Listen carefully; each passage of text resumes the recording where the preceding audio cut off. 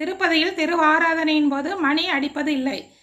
பெரிய வெளியிலே இருக்கின்ற காண்டாமணி தான் ஒலிக்குமே தவிர உள்ளுக்குள்ளே மணி அடிப்பதில்லை. ஏன் என்று பார்க்கலாம். தூப்புலில் திவ்ய தம்பதிகளாக அவதரித்தவர்கள் ஆனந்தசூரி தோத்தாரம்பா தம்பதியினர். அவர்களுக்கு வெகு நாட்களாக குழந்தை இல்லை. எனவே இருவரும் பெருமாளை வேண்டிக் கொண்டு திருப்பதியை நோக்கி நடந்து சென்றார்கள். அப்பொழுது திருப்பதியில் ஒரு சத்திரத்தில் தங்கினார்கள். தோத்தாரம்பா கனவில் மணியை விழுங்குவது போல் கண்டாள்.